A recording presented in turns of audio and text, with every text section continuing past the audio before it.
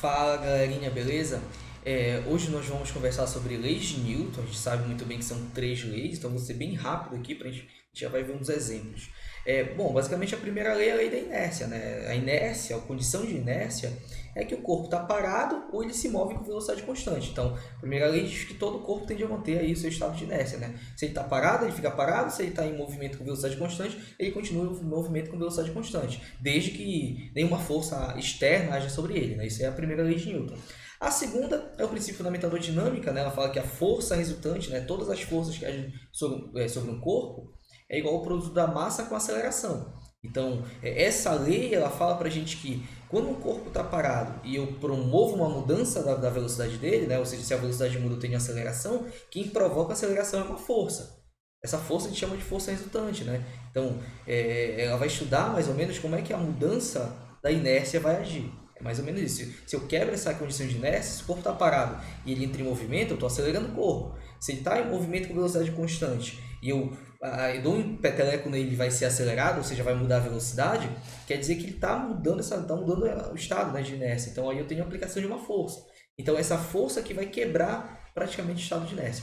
E a terceira lei de Newton, a lei da ação e reação, né? Para toda ação tem uma reação. Se falar de força, né? Essas forças são de igual intensidade, né? Se uma é 20 newtons, a outra também é 20. Elas são opostas, né? Uma vai para a direita ou para a esquerda, uma para cima ou para baixo. Tem que ser sentidos opostos e elas são simultâneas, né? Então, se eu for estudar ação e reação num livro sobre a mesa, a ação, não posso dizer quem é ação e quem é reação, porque elas são simultâneas. Então, eu posso dizer que o par ação e reação é formado por duas forças. Essas forças aí são uma força do livro, que comprime a mesa, e a outra é uma força que a mesa exerce sobre o livro. Então eu tenho que estudar sempre dois corpos. Então nesse caso não é válida a ideia de que é peso e normal o par ação e reação, não. Porque o peso é uma força entre a Terra, né, o planeta, e os corpos que estão sob a gravidade da Terra. Então se eu for para a Lua, tem o peso da Lua e por aí vai. Agora, quando eu coloco um livro sobre a mesa, eu estou colocando esse livro e esse livro comprime a mesa. Então aí eu tenho uma ação. A reação seria a normal que a mesa faz sobre o livro. Então aí eu tenho par ação e reação, duas forças agindo em corpos diferentes. Então isso é um par ação e reação, tá? E a gente vai se prender aqui nas duas primeiras leis porque são mais evidentes aqui no conteúdo que a gente está estudando, tá? No estilo que a gente está estudando. Então eu vou fazer algumas simulações aqui sobre as leis. A primeira simulação que eu vou fazer é sobre a inércia, né? O que é inércia? Vamos supor, eu vou aplicar uma força aqui sobre essa caixa. Eu aplico a força, vou aumentar aqui essa força, 100 newtons. Aí a velocidade vai aumentando, aumentando, aumentando, aumentando. Só que se eu tirar esse corpo aqui, ó, o cara parou, ele parou ali, mas esse skate com caixote continua em movimento. Então ele continua mantendo o estado de inércia. Agora, se eu aplicar outra força sobre esse cara, eu consigo alterar o estado de inércia. Ó. Ele está em movimento aqui com velocidade constante. Aí eu vou aplicar uma força para frear ele. Estou freando, viu? Então eu já mudei o estado de inércia do cara aí. Basicamente isso. Então eu consigo ficar mudando o estado de inércia. Aí eu consegui acelerar ele, né? Consegui frear, na verdade. Ou eu posso parar. Se ele ficar parado, eu tenho também ele no estado de inércia, ele está em repouso. Aí eu posso acelerar ele aplicando uma força. Então eu quebro o estado de inércia. Aí o que é interessante da gente ver que quanto maior a massa, maior vai ter que ser a força que eu vou aplicar para poder acelerar. Ou seja, deixa eu te mostrar os valores aqui.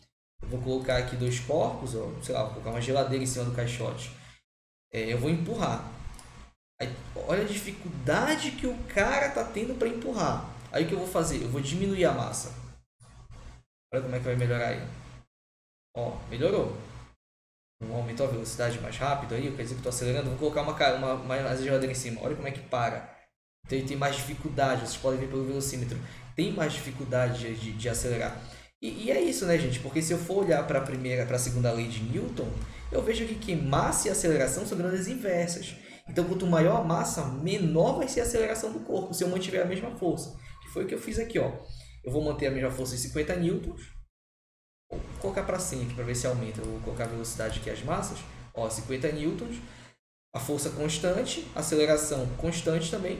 Aí eu vou... E a velocidade muda, né? Aí eu vou aumentar a massa. Quando eu aumento a massa, olha como é que ele sente, né? Quer dizer que eu diminuo essa aceleração. Aí a velocidade continua subindo porque a aceleração é constante.